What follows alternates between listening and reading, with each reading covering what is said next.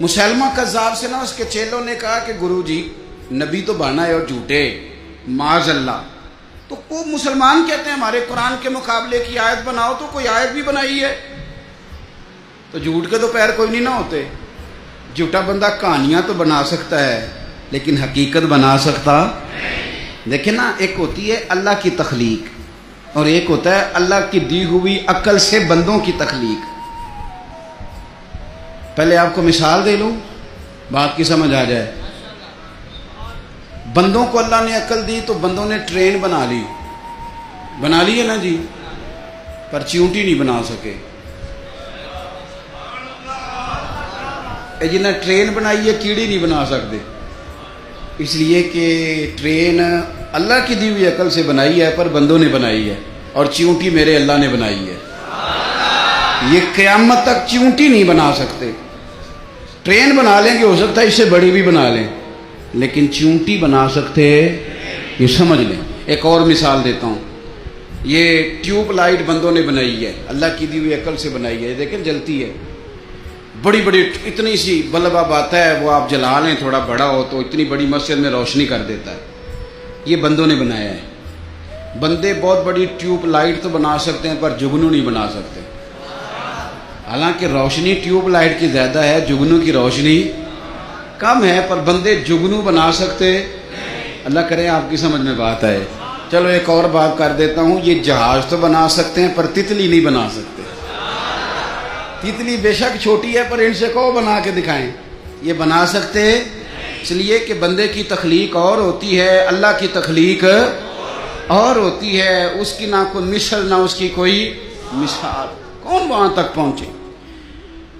تو مسلمہ سے کہا اس کے حواریوں نے، چیلوں نے، کہ گرو جی وہ قرآن پاک کے مقابلے کے. اس نے کہا چلو کوئی کوشش کرتے ہیں. معاذ اللہ، قرآن پاک کی آیت ہے القاریہ ملقاریہ وما ادراک ملقاریہ، کھڑکھڑانے والی. یہ قیامت کا ذکر ہو رہا ہے. کیا ہے کھڑکھڑانے والی؟ اور تمہیں کیا پتہ ہے کھڑکھڑانے والی؟ اب ہمیں واقعی نہیں پتا کہ قیامت کس طرح کی ہوگی. سنا ہی ہے نا. تو وہ کھڑکھڑانے والی کیا ہوگی، کس طرح کا وہاں منظر ہوگا، وہ کیا چیز ہوگی. تو یہ بات جب سنتے ہیں تو دل پہ ایک رو پڑتا ہے. تمہیں کیا پتا اور تم کیا جانو، تم ادراک وما ادراک، یعنی تم ادراک ہی نہیں کر سکتے کہ وہ کھڑکھڑانے والی کیا ہے. اس نے نا یہ 2-3 آیتیں سامنے رکھ لی اور رات کو نا بنانے لگ گیا. بنایا کیا؟ کہنے لگا الفیل، ہاتھی. مل فیل کیا ہے؟ ہاتھی. وما ادراک مل، یہ سویرے آیتیں بنا کے لایا. تمہیں کیا پتا کیا ہوتا ہے ہاتھی. وہ اپنے چیلوں کو سنائی تو کہنے لگے گرو جی کی عقل کرو، سارے زمانے میں پتہ ہے ہاتھی کی ہوتا ہے. اس کے 2 کان ہوتے ہیں، 4 ٹانگیں ہوتی ہیں، ایک سونڈ ہوتی ہے، ایک دمب ہوتی ہے. یہ کیا بنا کے لے آئے ہو؟ اس نے کہا یار میں نے ساری رات لگا کے آیت بنائی ہے اور سویرے تم نے سنی بھی نہیں پوری اور انکار کر دیا. تو یاد رکھے بدلے گا زمانہ لاکھ مگر قرآن نہ بدلا جائے گا. بدلے گا زمانہ لاکھ مگر قرآن. اور قرآن پاک میں ہر بیان لکل شیء، اس میں ہر شے کا بیان ہے. قرآن پاک ہر شے. آپ یقین کریں کہ سادی سادی چیزیں اگر آپ قرآن پاک سے تلاش کریں نا، ایک خطیب سینکڑوں لیکچر دینا سینکڑوں میاں بیوی کے حقوق پر. توجہ ہے میری بات پر؟ سینکڑوں لیکچر آپ کسی اسکالر کے. اور قرآن پاک نے صرف اتنی لفظ کہے ہن لباس لکم وانتم لباس لہن. مرد عورت کا لباس ہے، عورت مرد کا لباس. اب 2 جملے ایک طرف آپ بٹھا لیں بڑے بڑے اسکالر، بڑے بڑے لیکچرار، بڑے بڑے خطیب، بڑے بڑے عالم، اور قرآن نے صرف اتنا کہا کہ مرد عورت کا لباس ہے، عورت بول کے بتاؤ. ادھر دیکھیں جی میری طرف، موبائل کم دیکھیں، مجھے دیکھیں. آج تو میں خود آیا بیٹھا ہوں نا موبائل پہ، پھر کبھی دیکھ لیجیے گا. اور بھائی 2 جملے، مرد عورت کا لباس ہے، عورت. اب اس جملے کی صرف 3 تفسیریں جو ہمارے محدثین نے کی. یہ صرف 3 جملے اگر آپ کی سمجھ میں آ جائیں تو میاں بیوی کو مزید کسی لیکچر کی ضرورت. یہ پردہ کیا ہے؟ مرد عورت کا لباس ہے، عورت. تو 3 کام کرتا ہے لباس. ایک تو گرمی سردی سے بچاتا ہے، اور ایک کپڑے پہن کے بندہ سونا لگتا ہے، اور تیسرا کوئی عیب ہو تو کپڑوں کی وجہ سے چھپ جاتا ہے. تو اللہ کریم نے مرد اور عورت دیکھو، ہن لباس لکم وانتم لباس لہن. مرد کو بتایا کہ تو گرمی سردی سے بچنا چاہتا ہے، یعنی کسی بھی اچھی بری جگہ سے بچے گا تو بیوی کی وجہ سے بچے گا. اور بیوی سے کہا گیا کہ یاد رکھ جڑیاں خسماں دی وچ رضا وسن پاگ جاگ جاندے نہیں ہونا گولیاں دے، تیرے لیے یہی بہتر ہے، یہ تو اپنے خامند کی رضا میں رہ، یہ تیرا پردہ ہے، یہ تیرا لباس ہے.